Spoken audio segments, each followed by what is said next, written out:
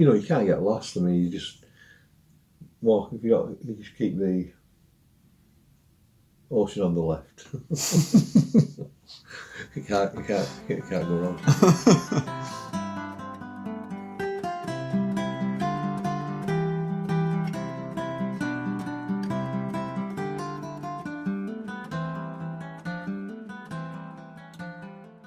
My name is Sean Gallagher, and I'm going to talk to you today about walking on the many roads to Santiago, also known as the Camino de Santiago. And basically what it is, it's about people who are walking, who want to walk, or who have walked on the different roads throughout Europe towards Santiago. So the first thing I'd like to do is just show you where Santiago de Compostela is. Just so we're clear what we're talking about. So Santiago de Compostela is up here in northwest Spain in the province of Galicia, which is the bit of Spain which is above Portugal. Right, and since 1850, people have been walking to Santiago from all over Europe. So my first walk to Santiago was back in 1999. And the reason why I ended up walking Santiago in 1999 was that I had done a lot of walking, long distance walking in England previously. I'd done a lot of walking in the Lake District. I'd walked the coast to coast from St. Bees across to Robin Hood Bay and also Hadrian's Wall. But I wanted to do something different, maybe something a little bit longer. And so I found this route to Santiago from a place called Saint-Jean-Pied-de-Port in the Pyrenees, on the French side of the Pyrenees. So the plan was to reach Burgos, city in northern Spain, to celebrate my 50th birthday, which was on the 1st of April 1999. So our route, I'll just show you what we did this very first time that I did the Camino. We got the Eurostar to Paris, set off on the Saturday morning. We then got the train from Paris down to Bayonne, down here near Biarritz. We stayed in Bayonne the night, and then the following morning we got the small train to Saint-Jean-Pied-de-Port, which is here in the foothills of the Pyrenees, and then we started walking. So my first trip was with my brother-in-law Graham and two sons, Matthew and Danny. So the four of us walked to Burgos, and that took us 2 weeks. And then Graham, Matt and Danny, they returned home, and I carried on for a further 3 weeks to Santiago de Compostela. 2 weeks by myself, and then the final week with a friend, Keith, who came out to meet me. So I was away for 5 weeks, and the distance is near enough 500 miles. So I'm basically averaging 100 miles a week. Well, I didn't know a lot about the Camino de Santiago at the time. Obviously, after doing the walk and with meeting people on the walk, I found out a lot more about the walk and also about other routes throughout Europe to Santiago and some of the history of Santiago itself. So from that, if you want, that start in 1999, for the next 21 years until 2019, I have walked on routes, Camino routes in Europe. So this is the first year, 2020, is the first year that I haven't done any walking on the roads, in the Camino roads in Europe. I had planned to walk this year, I had planned to walk from Porto in Portugal up the coast to Santiago, but because of the flights and accommodation, we didn't get to do that this year. So this was the first year that I haven't done any walking on the Camino routes. So what I spent my time recently doing was just actually having a look at YouTubes that were, if you want, available, where people are telling the story about walking to Santiago, saying what you needed to bring with you, what you needed to plan for going on the walks. And a lot of them really obviously very, very interesting. And but I thought there was a gap, and I thought the gap for me was that it was more or less setting it out as one formula, that this is how you did it. This is what. Whereas I think what I'd like to get across is that it's you can do what you want basically. You can be flexible, and also I think the first thing is to say is that a lot of these other YouTubes have been done by younger people. I didn't actually see any from anybody of my age, but also what I'd like to do is to encourage, but maybe encourage people of my age not to be put off by walking throughout Europe and see how easy it is to do it.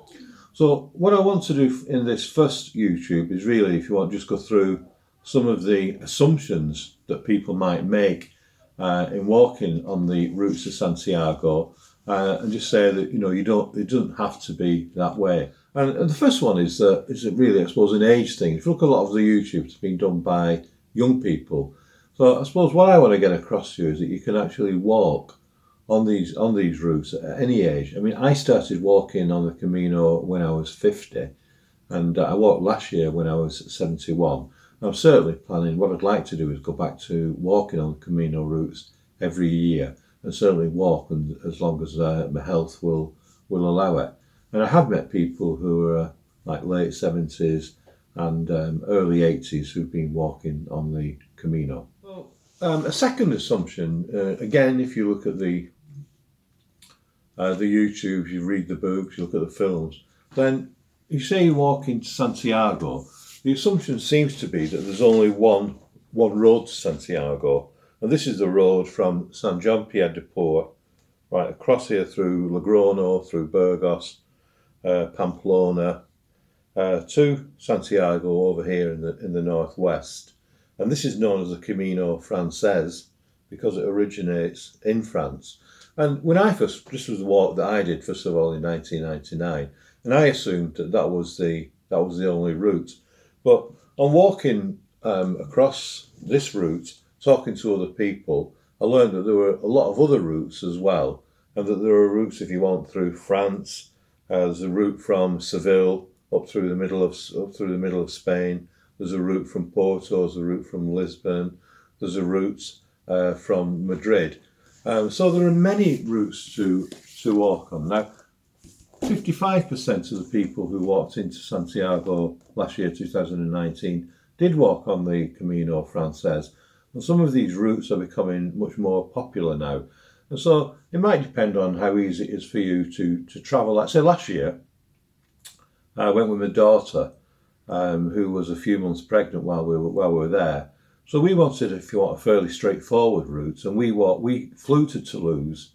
We then got a train east to Castres, walked back into Toulouse for a week, and then walked out of Toulouse west to Auch for another week, and then got the train back to Toulouse. So these routes are throughout Europe, and you can actually look and see which is the easiest for you. Another easy one, right, is straightforward. Fly to Porto, get off the plane, only 5 or 6 miles from the coast, taxi to the sea, and then start walking. So, right, many routes, and don't just think that you have to do it on the Camino Frances. Another assumption, and this is one that comes across strongly if you look at the YouTube, especially from the young people, is that they like to stay in what's called the albergues or hostels. And these are, they're fantastic places in the fact that they're so frequent along the Camino, the reasonable price, £10, up to £10 a night to stay there. You can get a meal, you have a communal meal, you meet other people. The big downside for me is that the accommodation is dormitories, so you could get 10, 20, 30, 40, 50 people in a dormitory. So, but there is other types of accommodation. Now, if you're by yourself, then it's good to stay in the albergues, so obviously meeting other people, meet other people you can walk with, who you can eat with.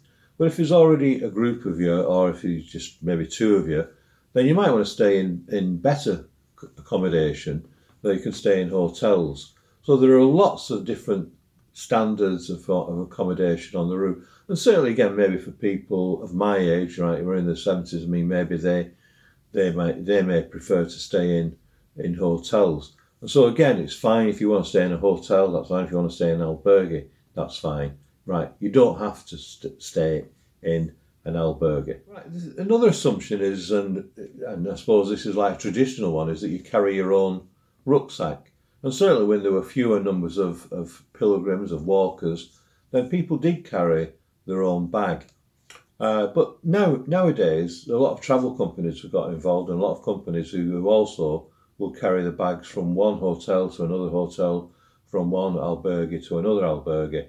So I think, like traditionally, people who were walking the Camino would frown about anybody who was having the luggage carried. You know, it was obvious if they just got a little day pack that somebody else was carrying the luggage. But I mean, that's fine if you don't want to carry a big rucksack. I mean, it may well be that you're not fit enough. It may well be that you do have injuries. It may well be that you just don't want to carry your bag. You don't have to, right? You can get like postal service will carry your bag. So there's lots of opportunity, lots of different, if you want, companies are available who will transport your bag from one place to another, so that you can just carry a little day bag and get one of the companies to carry your bigger rucksack or case. I suppose another assumption about the Camino Santiago, and I suppose that even in the name, like Santiago, Santiago means St. James. And this whole thing started off in 850 because the bishop of the area decided that some the remains that were found inside where the cathedral is now were the remains of the apostle St. James. And so people did start out originally, it was a pilgrimage walk to Santiago because the remains of the apostle were there in Santiago. Nowadays, not so much so. And certainly I wouldn't say that I walk for religious reasons. I mean, obviously maybe spiritual reasons, and you get, there's a lot you can get from walking by yourself, walking with others, like the tranquility, the peace of walking. But you don't have to be religious, and you certainly don't have to visit. There are obviously many churches on the route, many churches to St. James, but it's not a requirement that you actually visit the churches. When you get to the Santiago, there is obviously the cathedral there, which is most impressive, and there is a daily mass there for pilgrims, which so many pilgrims maybe who are not religious may go to that pilgrim mass. I did say that in 2019 there was 347,000 people actually walked into Santiago. Back in 1985, there were only 900 people who walked into Santiago. So if you want, there's been an explosion, if you want, of people walking to Santiago, walking on the different routes. And obviously, like the accommodation has been expanding to meet with that. But because of the growth in numbers, travel companies have got involved. Like say probably 10 years ago, there may have been 1-2 travel companies involved. I mean, if you Google travel company Santiago de Compostela now, then you're going to end up with, I don't know, 10, 20 different travel companies. And what they'll do for you is that they will give you, if you want, give you information, they'll give you starting off points, and the big thing they would probably do for you is that they would book your hotels, and they can arrange for you to transfer your accommodation. I've never used a travel company. I've always done it by myself. And it's fine. I mean, if people feel more comfortable, if you want, having a guide or using a travel company. But it's certainly, if you just give it a try by yourself, then it's fairly straightforward. That you can book in advance your accommodation. You can book as you go. You could even arrange for your own luggage to be transferred. But so my view would be use one if that's fine for you, if that's what you want to do. But it's certainly not necessary. Certainly you can manage without. So if you are interested in walking the Camino, or want to find out more about the Camino, then where to start? I remember thinking back to when I did my first walk in 1999 about what was available then. And the place where I got a lot of my information from was from the Confraternity of St. James. It's a really excellent organisation. So if you Google Confraternity of St James, excellent web pages and an excellent source of information and advice. And one of the things that they do is that they publish these little guidebooks. So this one was in 1997. So this is the original guidebook that I took with me when I went in 1999. Now obviously they will have updated that probably many times since then. But if you look on their website, you'll be able to see the latest editions. Another one here is which I used was walking from Le Puy, so one of the routes in France, from Le Puy down to the Pyrenees. And another one from the Confraternity of St James, walking on the Portuguese route. So that can be, right, many people start from Lisbon, more people start from Porto.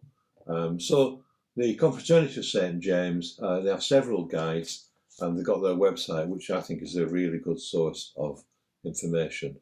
And another source of information, I suppose, and increasingly so, is there are so many books now on the Camino de Santiago. I think originally the ones that I looked at going back 20 years ago were things like Paulo Coelho's The Pilgrimage. There's a book out by Shirley MacLaine, and more recently one by Hans Kaeperling. The only problem with the books that you find is that they all focus on the Camino Frances. I've not actually seen any book written about any of the other walks, but people do tend to think, again, going back to what I said before, that there's only one route, there's only the Camino Frances. Obviously, there is a lot more than that. And the other one, which has really brought a huge increase in the number of people from America coming, is a film called The Way, which stars Martin Sheen, who's obviously an excellent actor, and some of you may have seen him in the West Wing, but obviously a Hollywood actor whose roots are actually from Galicia. His family his father was from Tui, which is in Galicia, and his mother was from Southern Ireland, but that's Martin Sheen. Another source of information, the Facebook forum. So I don't know if you're on Facebook. I am on Facebook, and I'm a member of some of these different forums. You get a forum for the Camino Frances, a forum for the walking to Santiago, and they can be useful because they're actually letting you know who's setting off walking from where, when they're doing it, people asking for information. So again,